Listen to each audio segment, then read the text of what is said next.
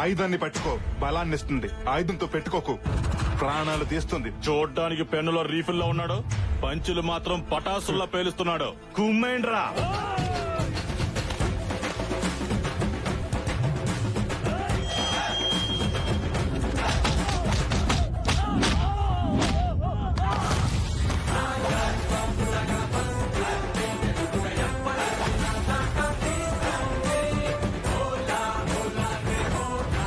Dialogue పంచుల నావి, action పంచులు దీనివి. Lucky పేరు షార్ట్ గా ఉన్నా పాప కొంచెం షార్ట్ టెంపర్ ఎక్కువ. కొలతలు బాగున్నాయి. నేను కొడితే మీ కొలతలు మారుతాయి. దీంతో గేమ్ వేసుకోండ్రా. నేను ఫ్రేమ్ లోకి ఎంటర్ అయితే గేమ్ లో ఎవ్వరు ఉండరు. ఫిగరే కాదు, దీనికి పొగరు కూడా ఎక్కువే. దించేయండ్రా.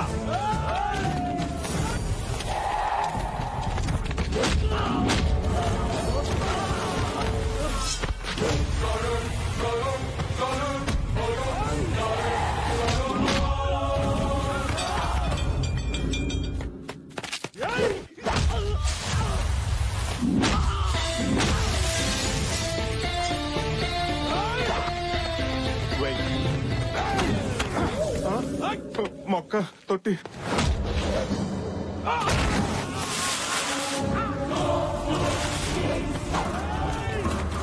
ఏది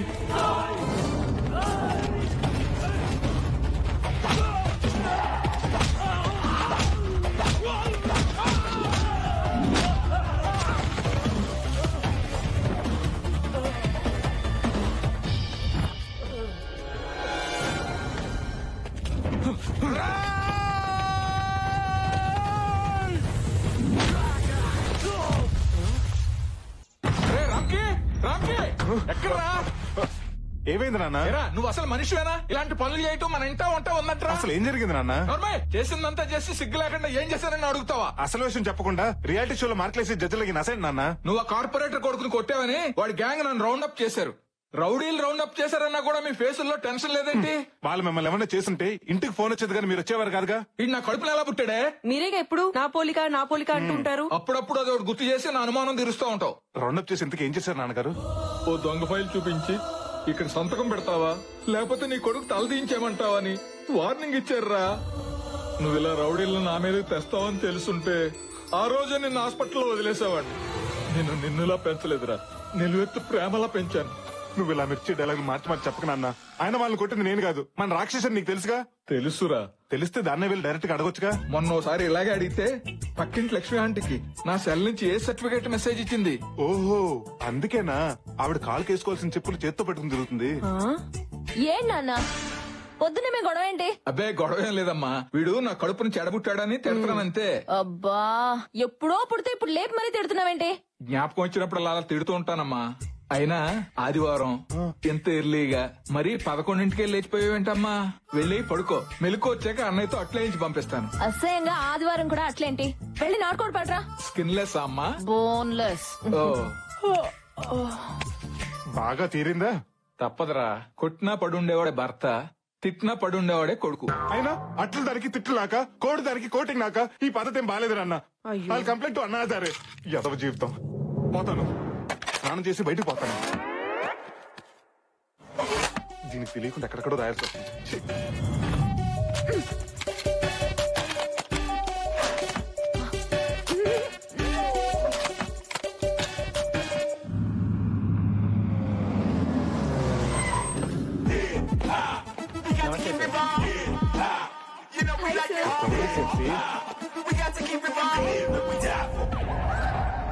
గుడ్ మార్నింగ్ సార్.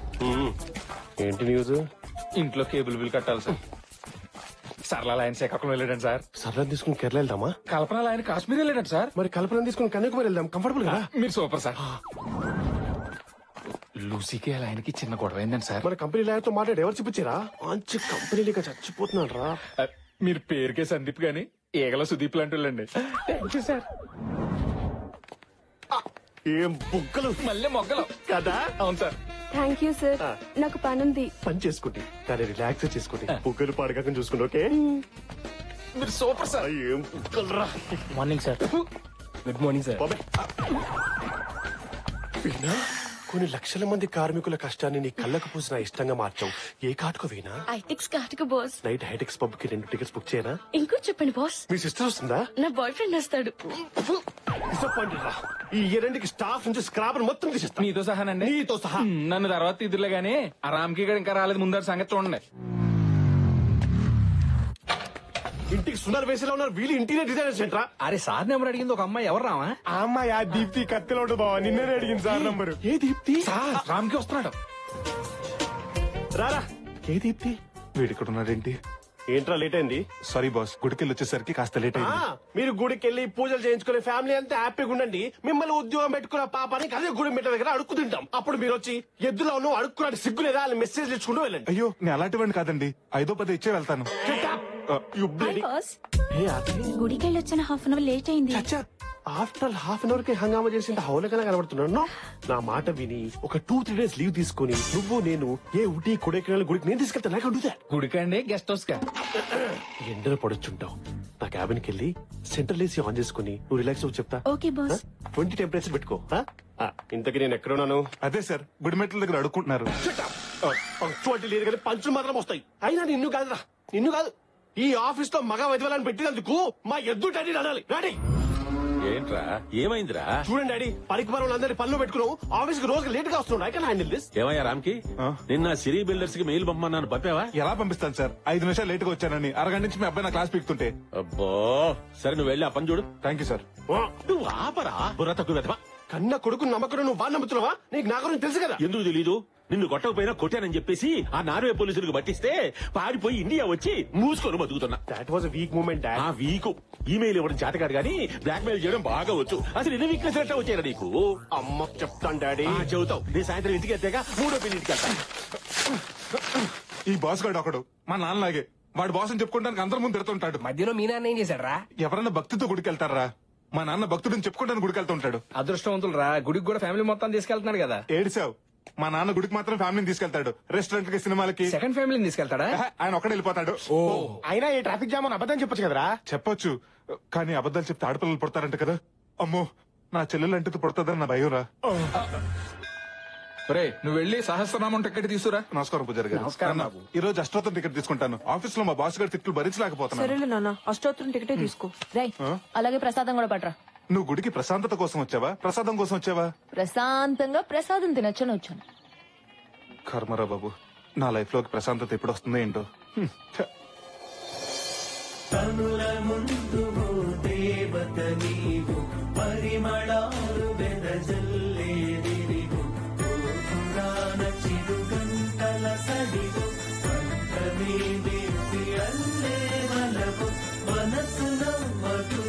రై ప్రసాదం ఎదురా. గుడి బయట అన్నదానం చేస్తానంట, అక్కడికి వెళ్ళి మెక్కు. ప్రసాదం కావాలంట, ప్రసాదం. నిన్ను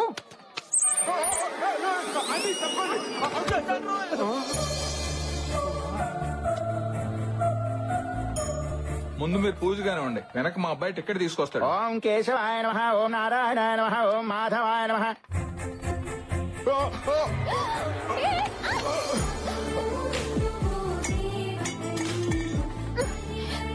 ఇడియట్, మీరు అసలు మారా? అది కాదండి, పడ్డాను. అరటి తొక్క కాలు జారి మీద పడి. జాగ్రత్తవని తెలిసి కూడా కాలెందుకేసా? గుద్దడానికే కదా. అది కాదండి. ఏది కాదు? కాలేజీల్లో, ట్రైన్ లో, రోడ్ల మీద, ఇప్పుడు గుళ్ళలో కూడా మొదలెట్టేశారా? అయిపోయింది, ఏదో అయిపోయింది, వదిలేయమ్మా.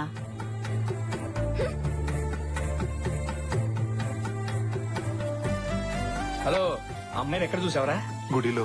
కొంప తీసి ప్రేమించావా ఏంటి? మొదట్లోనే హాయిగా ఉంటుంది, తర్వాత భయపెట్టుద్ది, ఆ తర్వాత పశ్చాత్తపడేలా చేస్తుంది. రేయ్ ఊరుకోండ్రా, డిసప్పాయింట్ చేయదు. నువ్వు చెప్పరా. ఆ అమ్మాయిని చూడగానే పడిపోయినరా. ఆహా, నీ లవ్ కరెక్టో కాదో తేల్చేస్తా. నువ్వు ప్రేమించిన అమ్మాయినే కదా? కాదు, అయినా అమ్మాయిని చెప్పుతో కొట్టిన తనుజే కదా. ఇప్పుడు అవన్నీ ఎందుకు లేరా? నువ్వు ప్రేమించింది ఈ అమ్మాయినే కదా? అది ఇడికి రాఖీ కట్టిన రాని కదరా. అవును.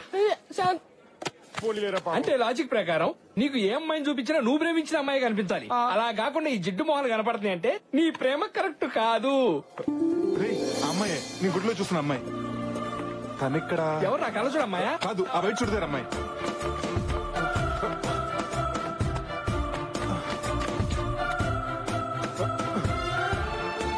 నమస్తే మేడం. బాగున్నారా? బాగున్నాను మేడం.